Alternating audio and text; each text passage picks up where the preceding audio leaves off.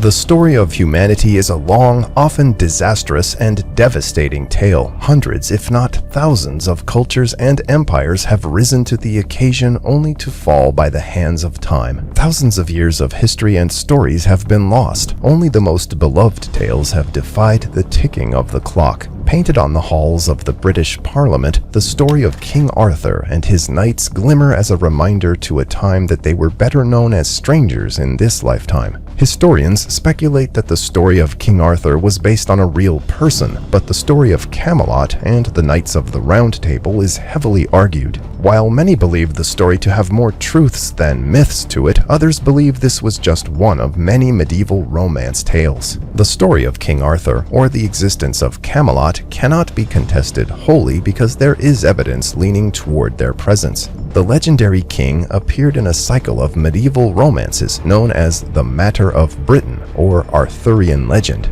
Stories about King Arthur and his court became popular in Wales well before the 11th century. The concept of King Arthur was inspired by legends surrounding great leaders such as Alexander the Great and Charlemagne. The origination of Arthur's tale is speculated to have come from either Wales or in northern parts of Britain inhabited by Brythonic-speaking Celts. The first reported story of King Arthur appeared around the 6th century. He appeared in Welsh poetry as the man who led the Britons into battle against Saxon invaders. Toward the 12th century, the stories developed further, and Arthur's ties to the dramatic headland known as Tintagel appeared.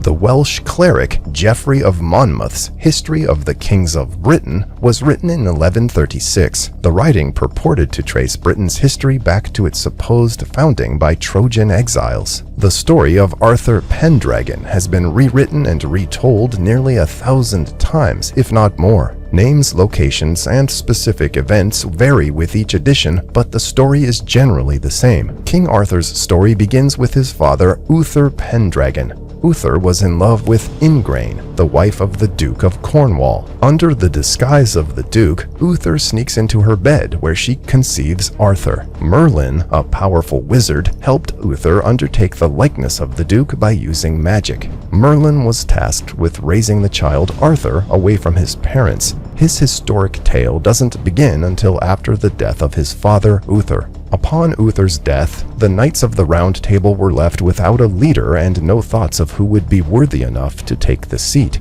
Merlin had crafted the table for Uther with 150 seats for the knights he deemed the most loyal and courageous. The wizard told the knights that whoever could pull a mysterious sword, Excalibur, out of the stone it was stuck in would be worthy enough to lead the Round Table. Many of the knights tried, but all failed. One day, while attending to his foster brother, Sir Kay, Arthur is sent out to find a replacement sword for his brother's broken one. Arthur crosses paths with Excalibur and, unknowing of the prophecy, draws it out of the stone with one swift pull.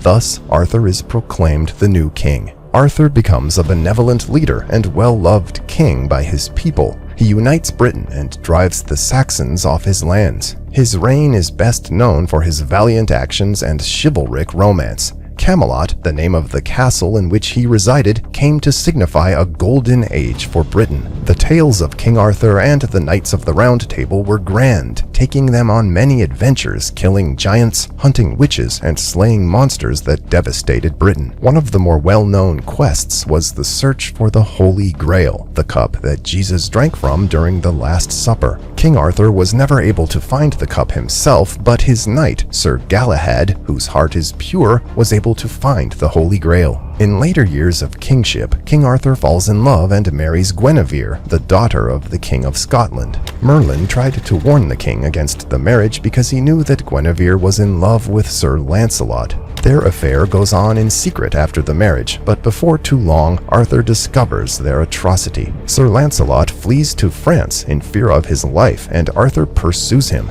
In place of Arthur's absence, his nephew Mordred seizes the power of Camelot and the Round Table. Upon Arthur's return to Britain, a terrible and bloody battle ensues, a struggle for power and prophecy. Many of the knights fall before the blade of Mordred, while others flee. Arthur is gravely wounded on the battlefield, and as a last attempt to save his own life, he throws Excalibur into a lake. He boards a boat destined for the magical Isle of Avalon, hoping to cure his wounds so that he might one day return to lead his people once more. For this, Arthur is called the once and future king. The end of King Arthur's story is heartbreaking, but many facets of history are undeniably fictitious. Based on the tales alone, Camelot and Excalibur cannot be proven to be real, but many claim that Arthur was based on a real person. Assumptions that a man named Arthur led the Welsh resistance to the West Saxon advance from the Middle Thames are based on a conflation of two early writers, religious polemicist Gildas and historian Nennius. The 9th century Historia Britonum, attributed to Nennius, records a dozen battles fought by Arthur against the invading Saxons, climaxing in a victory at Mons Badonicus. The Arthurian section of this particular story, however, is speculated to have come from a poetic text.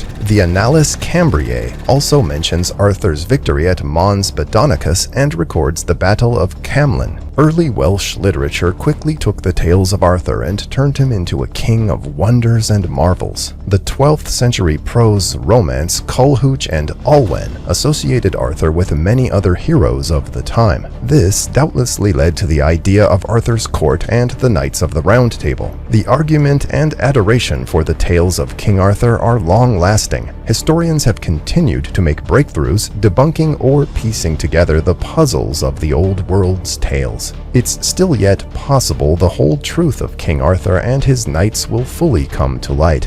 Until then, do you believe that the once and future king will return?